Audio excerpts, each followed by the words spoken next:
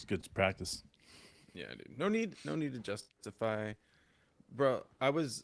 When it came down to your insight with Rain Rupert, I was impressed with how excited you got. Like, to me, it's really insightful.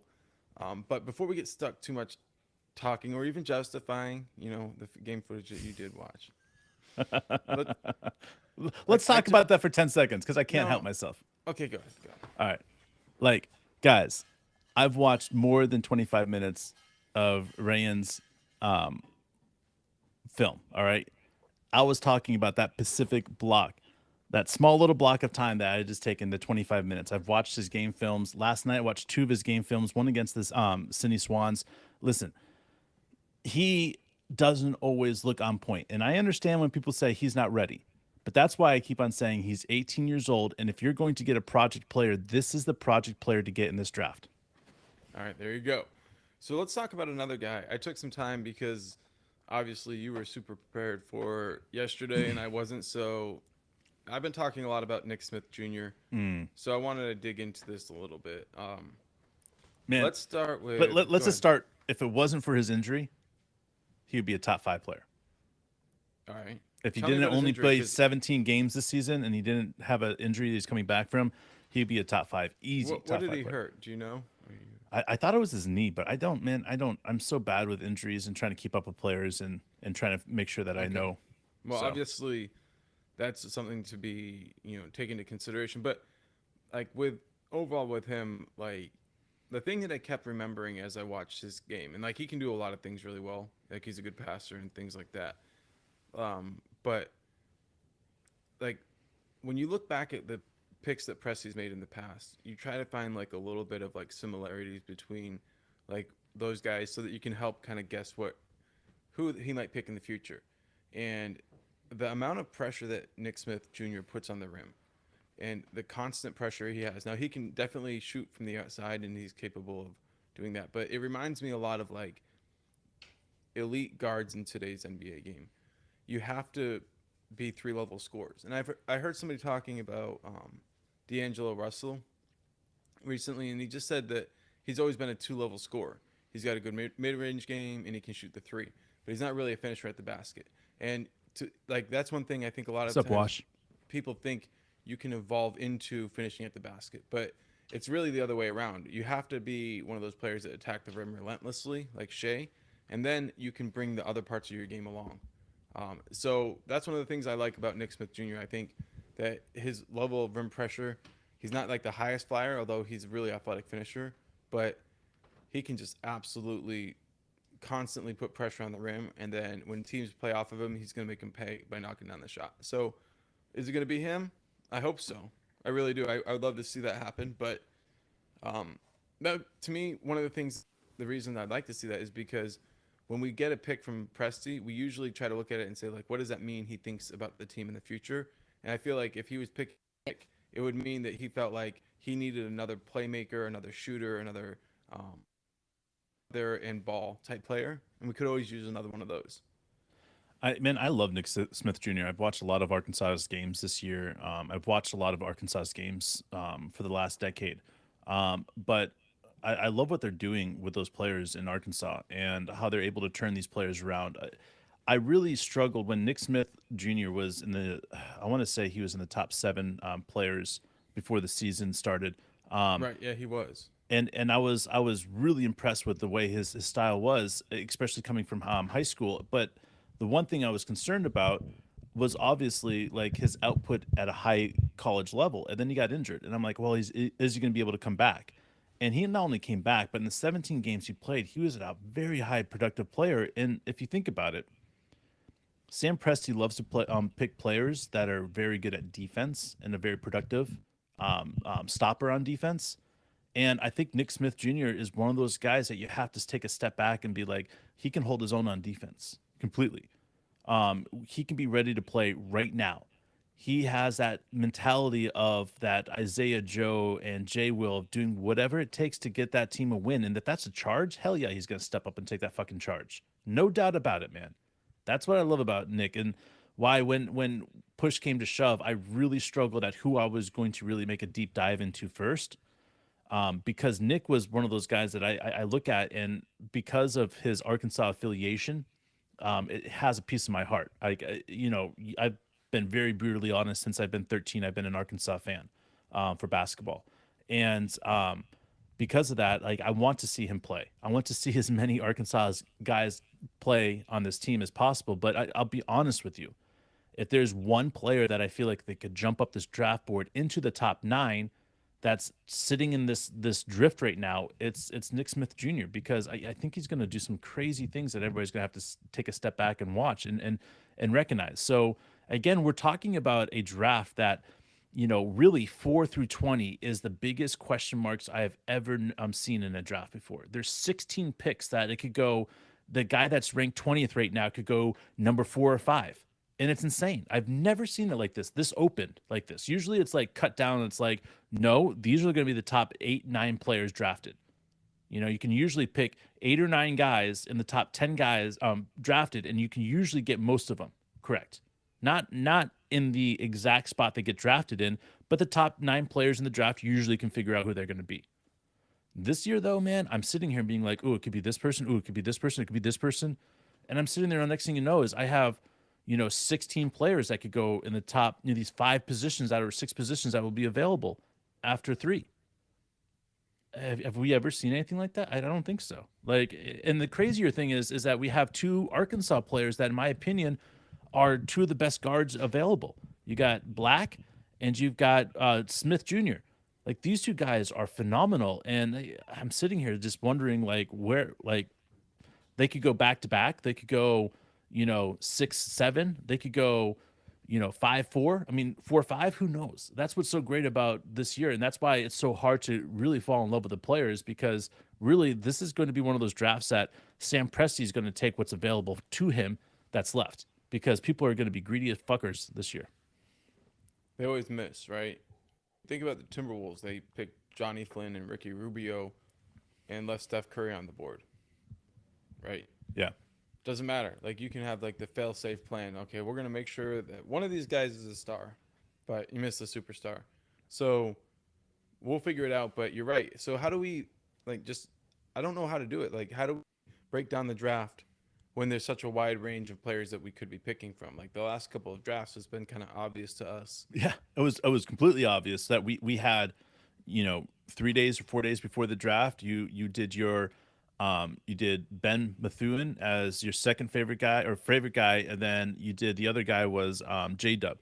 You're like, this is that we had done a Usman Jang episode. We did a Giddy episode. We've always done a very good job at scouting the players, and understanding what Sam Presti's going for. But this year it's different because, I mean, I don't think that Sam Presti is necessarily going to go for a center or a big man, but he could. And if this was the year that he was going to do it, I wouldn't be surprised this would be the year. He could keep on going where he's had success, I'd be shocked. Yeah. I'd be shocked because the that's J-Dub Chet combo, like, that's the last thing we need. We need. So then we look at the places on our, how many spots we have open, like how many guys can we get from this draft? And I have to say, man, our second rounder, I think that we'll probably end up having 1 second rounder. Will probably be a G League player, maybe 2 G League player. I think that there is going to be a first round pick that we're going to talk about, maybe picking up Rayan Rupert, right, for a developmental player like Usman Jang. And then I wouldn't be surprised if we somehow sneak another first round pick of a player that's ready to produce right now. And is that player Nick Smith Jr.?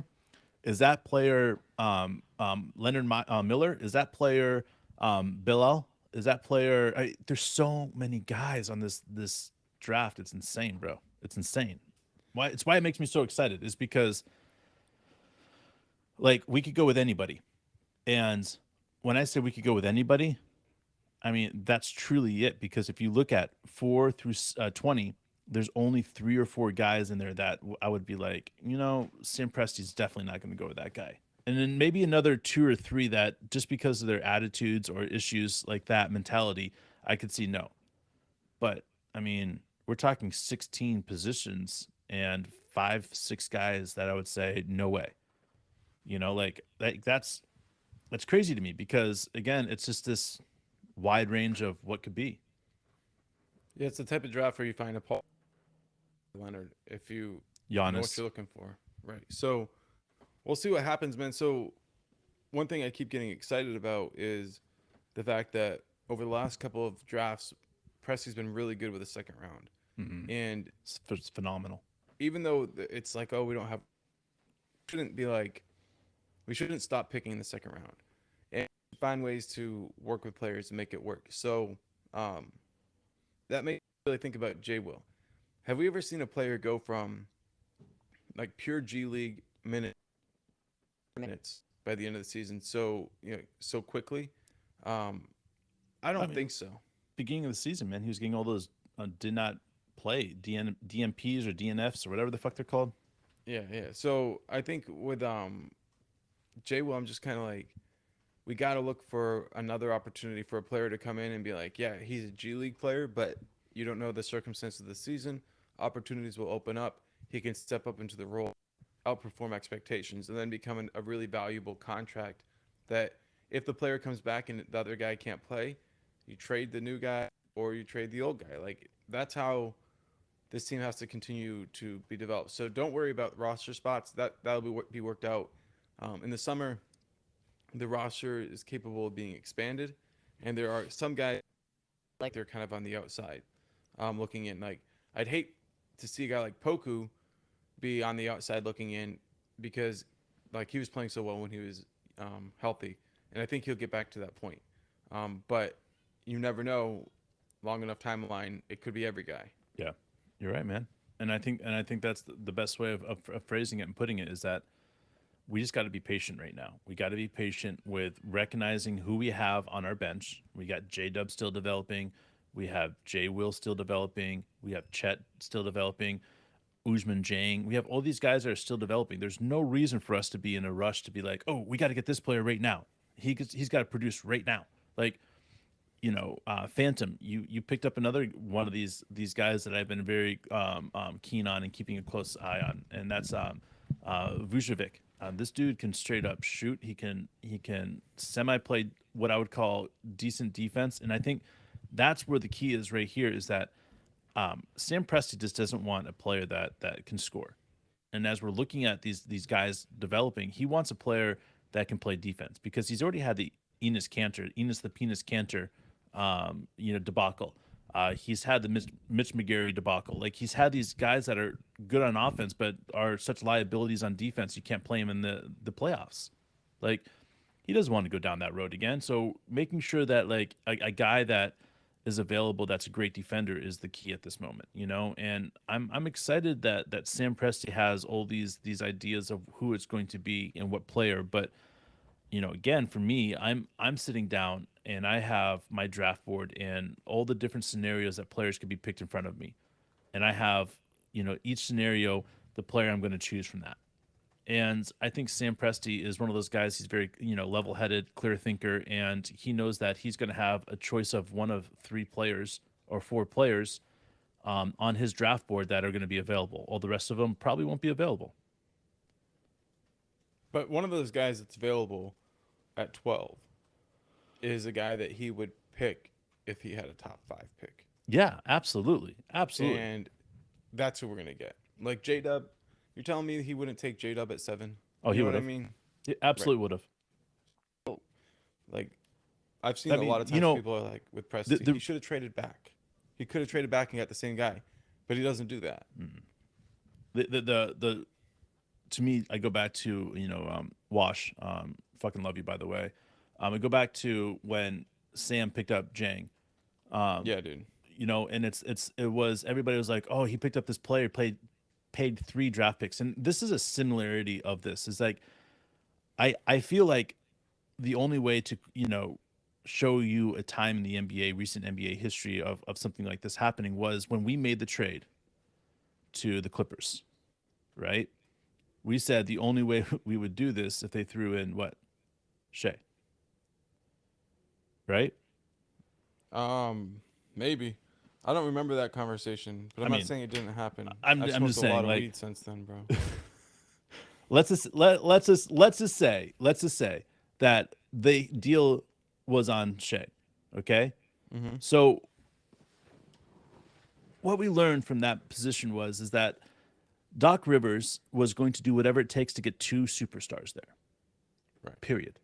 And he knew that he was going to overpay for that second superstar because it was worth it. The only other time that I've ever seen something like this happen before, and the way that Sam Presti protected it, was how Doc and that front office protected Kawhi and PG-13 getting there together by one trade. Like Sam Presti recognized that he had to protect J-Dub.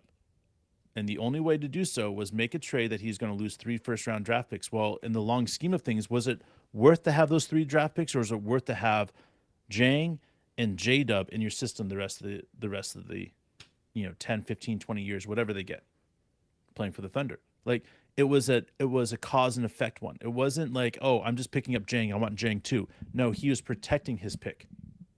And that's why when I'm saying like I feel like Sam could do the same thing here in this draft, I truly mean that.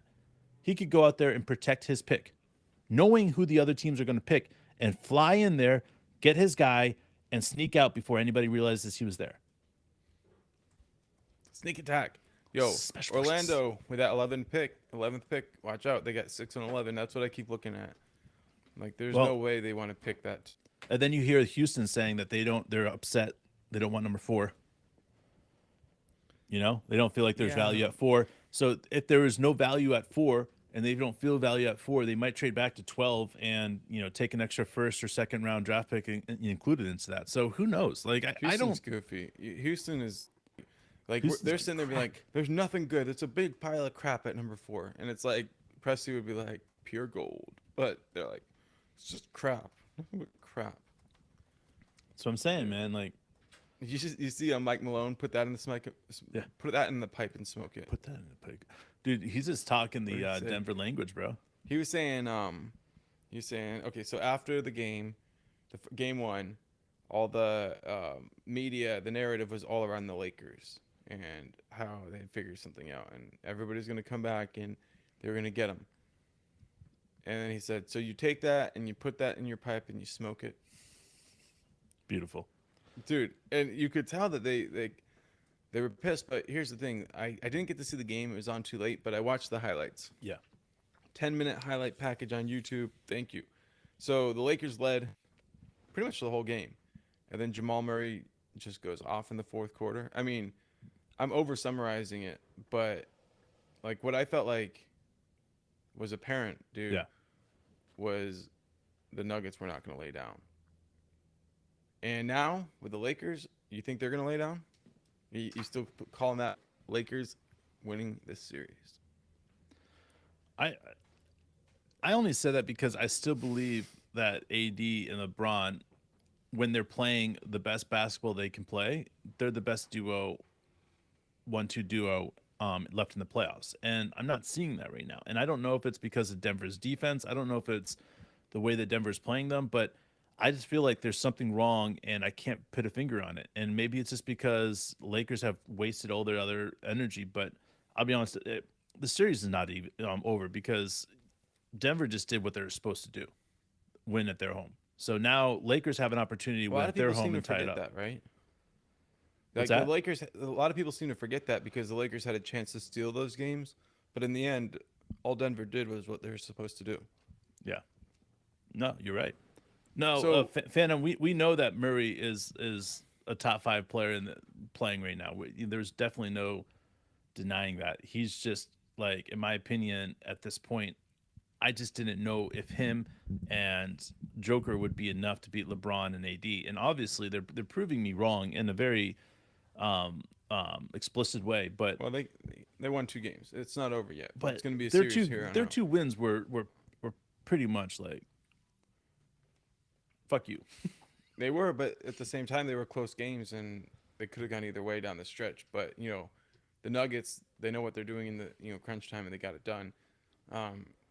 We'll see what happens. But Camille, to answer your question, no.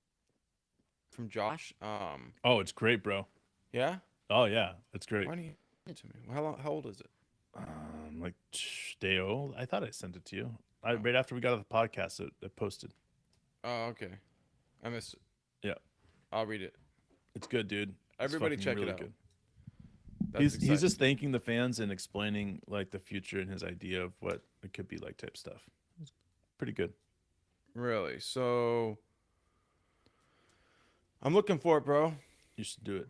I see this Beavis and Bed spanking video that you sent. I sent you. Oh yeah, that's a good one. That's a really good one, Yeah, dude. dude. All Well, right. I don't know I who don't. I sent it to then. I might have sent it to some Well, rando. I can't find what you're talking about, so I'm gonna send everybody this Beavis and Bed little video, and then they can watch it if they All right. feel so inclined. Beavis and Butthead is always a classic, man. Always a fucking classic. You guys asked for the Josh Giddy letter, and we give you this. Boom, boom, Not the same thing. man. I laugh pretty hard at in Beavis and Butthead. Like I'm a big fan of South Park, but dude, the first time I watched Beavis and Butthead, that I really connected was when Beavis was very upset because this guy was complaining about dating a sex addict. He's just Oh, yeah, like, that was hilarious, dude. he's like, you just want to bang all the time, and it's just crazy. And Beavis is like, what? You're mad about that? Score too much. You scored too much? What's wrong with you? Love that shit, dude. So Good shit. now we got Celtics, Heat, game 2. Staying up for it, bro. Yeah. Call it now. You think the Heat end this thing in Boston? Like, if you steal the first 2 games, the series is over, right? I mean, Except Boston's come back from 2-game deficits before. I know, so but to do it, to lose the first 2 at home, I don't know that's ever happened, and the other teams come back to win. I don't know for sure. I know like 3-0 hasn't ever happened. I don't think. So I 2-0. thought there was a 3-0.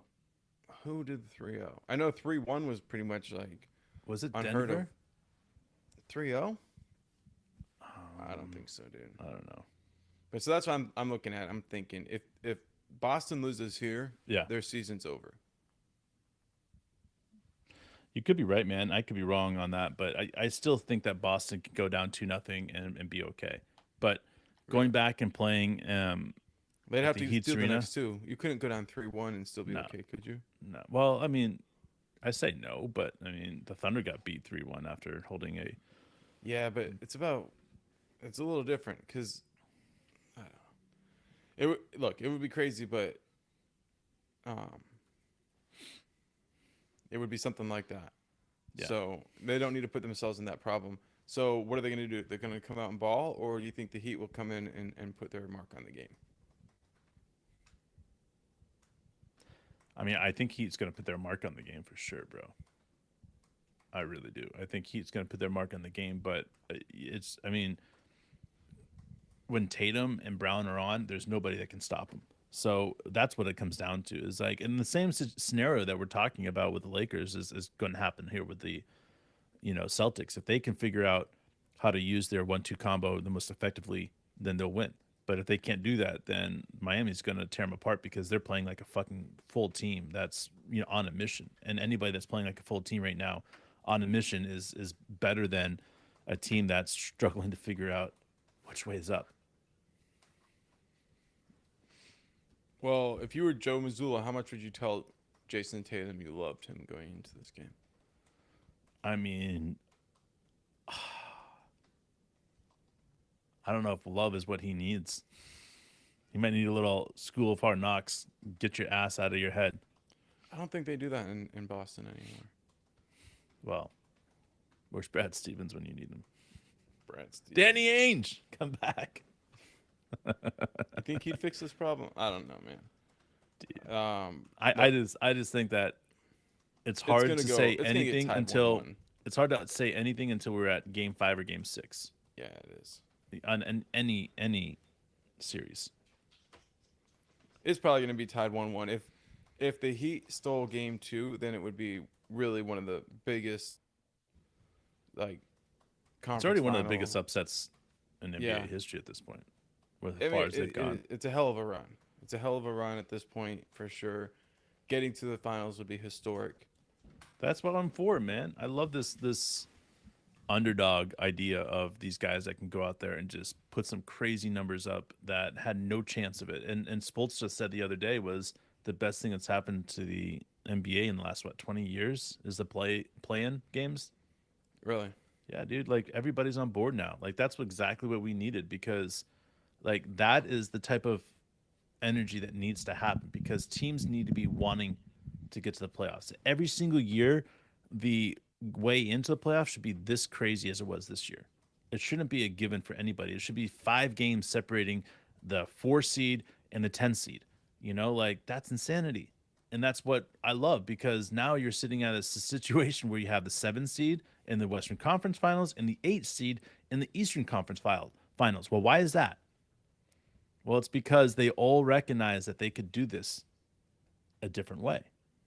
They had an opportunity to do this, and it's a wild card in the MLB or any other, organization and professional sports that have decided to open it up like this. Like, it's over, man. Like these teams are sitting here saying we had never had a chance to win, even at the 8th seed. Now all of a sudden say, hey, wait a second here, we could do this.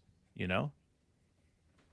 Dude, I saw somebody say um, that Bodenheiser, Nurse, and Doc Rivers over the last 3 years have won more games than any other three coaches. Now, I could be misquoting, but yeah, the Bucks, the Sixers, um, and the Raptors winning percentage has been so far up there, and all three of them are looking for new jobs now. And I think that says something. It's the revolution, bro. It's what we've been It says a talking lot. about. The new NBA is So now let's more valuable than the old. let's talk about somebody who's kind of from the old NBA that is being able to do it because of one thing that's being mentioned in the chat right now, which we appreciate, which is innovation. Um, but that's what's going on with Miami right now, and um, there is some similarities, like Camila is saying, between Coach D and the way that Eric Spoelstra approaches the game and coaches the game and brings out the best in role players and gets the offense to be less dependent on isolation Yeah. basketball. Um, I'm I'm a huge fan of these parallels being driven because I see them too. You know, Dave? Yeah, I hear you. So what do you think about it? Well, man, this whole I call it the revolution of the NBA. I knew it was going to happen this year and next year, where all the old coaches are starting to look. People are like, oh well, we see this every 10, 15 years. A new systems that's more powerful or a better idea of what systems. The developmental stage is more popular. So we've seen this stuff happen before. But bro, not like this. I mean, this is next level. This is next level because there's so many old coaches looking for jobs, and if you look at who they're looking to replace them with, it's not seasoned coaches, bro.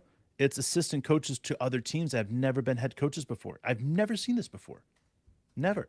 Like even the teams that are competing right now, you've got what? You've got Devin Ham. What is he? A rookie coach, right? We've got Mark Malone, again, new school, not rookie coach, but new school coach. You've got on the other side, you've got um, Missoula, obviously brand fucking new baby coach, and then you've got Eric Spoelstra, who's probably probably the oldest running coach, longest tenure running coach in the league.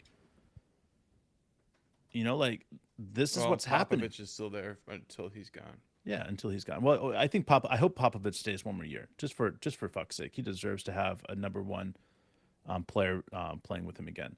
But that's where we're looking at now. Like we're seeing this revolution of the NBA, and to me, I'm sitting here and I'm excited about it because if you're seeing the coaches change like this and you're seeing the GMs change like they are, then the players and the staff and everything else is changing. And that's what's Hey exciting is Vax, what's because up, guy? Oklahoma City is already on course. They're already ahead of the game. Everybody else is trying to play catch up now. All right, so AVAX, Thunder 6 seed minimum to 2024 playoffs. Boom, called it. Mark that down, everybody. I dig it. And look, we have Spurs fans who listens to this, and I shouldn't be like, yo, let's trash the Spurs real quick. But deep down, my secret dark fantasy about Victor and Wembayana and the Spurs is this, guys. It ends up like Luca. He's too good for the team, and he ends up starting to look for greener But pastures in Popovich big won't let that happen. cities. You know But dude, why? it happened with Kawhi, bro. Yeah, but check this out. I want to be honest with you. Is that like he recognizes that slow goes the train. And the reason is because you have to look at Oklahoma City as the successful way. You have to have one more pick that's a top 7 pick to round off this team and you'll be okay. Look, I want what's best for the league, and I think Victor being in San Antonio is best for him too. But in the end, if they trip over themselves in this rebuild, that's why I think Pop should not stick around for 1 year. It's not good for Victor to get a new coach in the middle, I don't think. I think Pop should be kind of like front office, there, available, consultant for the coach, to a resource for him to pick his mind, be a part of. But like they need to move in the new direction. And I get it. I Victor just to probably would me even after want Pop, but you after have to be Popovich like, after Popovich's wife died, I like he doesn't like he needs to stay focused on the game. Yes, but he's got grandkids and all that other stuff, but like to changing me it's coaches just in the middle can disrupt a player's career. yeah. Sometimes it's like seen as a good thing, but I could see Pop sticking around for 3 or 4 years, and then that could be like, I don't know, like. It, Here's the thing: Pop was not actually what I would say like a good players coach. Like he had this approach with players, which was I will yell at the best players so I can yell at the worst Hmm. players. How will that work in the modern NBA? Like it's a good standard to have in the 90s and the early 2000s, but that was even seen as like innovative because it was like he's yelling at his stars. Like nobody yells at the stars; they only yell at the other guys. Yeah. And then Pop's doing it; he's yelling at everybody. Equal opportunity getting yelled at. He would just rip into Tony Parker, like he would just tear Tim Duncan apart sometimes. And it was just like so. As an example, I just don't see that type of heavy-handed coaching. But I do think he could be a lot like the type of resource that Sam Presti is for Mark Dagnall. I've heard Yeah. Mark Dagnall say they talk all the time about practice, about lineups, about everything. So I'm like, that could be a really interesting thing, but they gotta You lean think it would into be the like a youth movement. president role, like a vice president role or something like that he would take up? Yeah, man, he should hang out like about like they usually I have like just a I look glass at section where they Popovich can as watch the control practice. guy though. Like do you think he's going to want to give up control of the first like think about this. He's had the ability to coach two of the greatest big men in the history of the game. Not the greatest big men ever, but two of the greatest big men in the game. Both of them are in the top 50-50 and 75 at 75.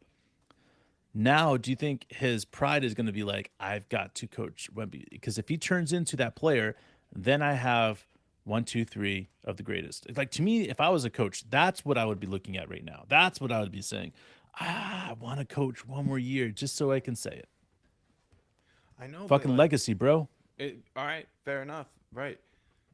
But then again, like if you end up in a spot where you're like the Mavericks and you're still reorganizing around Luca in the middle of his like prime assumed, you know what I mean? Like then all of a sudden everywhere else looks better. Like Well, but we're still got 5 years until Wemby or Victor is at that age. I, I know, but if you get Four to the point years. where you're an MVP candidate, as soon as you're at that point, you're no longer like, well, I'm only 21. I'm only 22. Like, You're like, these dude, bums better start catching up. if Victor played for us, like I would only want him playing 15 minutes a game first year. I mean, seriously, guys, Uh, like I would like 22. I mean, but in starting games. off, man, there's no reason why Yeah, to ever I know run a what you mean. player of his size out for 30, 40 minutes a game ever at this point of his career. Maybe when he gets older and gets more used to the NBA, but maybe that's just the way I look at it as player development is that you develop the players without destroying your chances of winning. I, j- I hope, and I mean this sincerely, like, I hope he's too good. I don't hope he's injured. I don't hope he's bad. I just hope his like career like goes so fast that it leaves the Spurs grasping to try to figure out how to build a contender around him. I can respect Um, that. but I don't want him to get hurt. I want him to be a long. I want the versus Victor rivalry to be something that we're still talking about. Like it didn't pan out great, but like KD versus LeBron, or I Yeah. guess we saw LeBron and Steph. That was a hell of a series. Like that would be great. 15 years, people are still talking about this matchup. Hmm. I love it, dude. I think the fact that we get to watch him play for a great organization, and to me, when we asked me about where I wanted Victor to go, I was consistently saying I just didn't want him to go to a place that he was going to end up become trash later on. And if he has the best chance of surviving, right, it was with the teams in the West. Like I looked at Portland as being a bad place for him. I looked at Hornets for being a bad place from him. And I kept on being like, I definitely don't want him to see him go to Detroit or Houston because, I mean, that's going to suck. But, I mean, San Antonio made sense, man. And like the Thunder made sense. And, I look at the Pacers, like they made sense. They'll develop players like that. So, like, that's what he needed to be the best player that he could possibly be. And now that he's got that, I'm excited for him. I'm excited that he gets to actually have an opportunity to be that player defining player everybody said he was going to be. You gotta watch this video. It's a YouTube short where Victor is like, like he's standing still, but he's just moving his toes, and he's like walking across the floor with just his toes. Whoa. It's really funny, dude. It's an exercise I guess he does. Crazy, man. I've never seen anything like it. So In fact, does he have like little feet on each of his toes essentially? That's crazy. bro, you're asking me. I'm gonna pull it up because I've got it right here, dude. I shouldn't like admit the things that I watch with my spare time, but yes, Wash. yes, I All can right. see. I hear Detroit. I just didn't want to see him to go to Detroit. I looked at the San Antonio a better place than Detroit, but we agreed on two of the three. That's good to know. I'm gonna find it, bro. Detroit would be terrible. Yeah, dude. Houston and Detroit, I would hate to see him go there because they're all set to start winning once he would pop in there. And Orlando, another place I would hate to see him go. Hated to see him go. Dude, what the hell? I guess maybe I didn't see it. There it is, bro. You ready for this? I can't see what you're looking at, so here you go. Oh my God. Is he I guess he's jumping? doing a little hops, Yeah, he's doing hops. but look at the beginning. Then he starts doing hops. Damn, dude. All right, one more time. Dang. That's insane. Look at those toes move, man. I think Magic. I'm gonna try that and see if it's even possible. Magic toes, bro. This is AI simulated. He's not actually a real person, and the Spurs are drafting an NFT. Dude, you could see those little feet attached to them. You know how like, you put those little finger feet on your hands, you know? Have Or you seen like those in before? an old cartoon, Yeah. if like ants got up underneath him and started like walking. Dragged him across the floor. Right. Oh my And gosh. he didn't dude, realize it's he was crazy. moving. Yeah. Yeah, dude. Fuck. Dude. So, yeah. All right, so you're busy tomorrow. We're busy Sunday. We got plans. We're gonna hang out. Maybe get some Well, crabs. tomorrow I'm free in the morning. So, In the if free you in want. the morning. Yeah. You guys free in the morning? I hope Hell yeah. you are. Hell yeah, they're free. That'd be dope. If you guys can join us, we would love that. We're not sure when. I'm on vacation. I'm gonna head out to the boardwalk, to the beach, go see some dude. dope ass Corvettes. It's incredible how many cars are here. Nice, dude. Like I've seen It's hot rod, at right? least I've seen at least 200 Corvettes that are Love you pre too, Wash. 1980s. Like Nice, they're dude. all like 60s, 70s. Incredible amount of like Camaros And our little brother used to own a 1970 Corvette, right? 69, 70. yeah, it was like right in those years. Right in there. Bro. It had was the dope. double fin. Oh man, it's so beautiful. It's white. Yeah, I think it Tan was a interior. Stingray. I'm not sure though. What's up, Tanner? Thanks for joining us. All right, so we'll be back. We appreciate you guys, and we'll see you tomorrow. Hell yeah.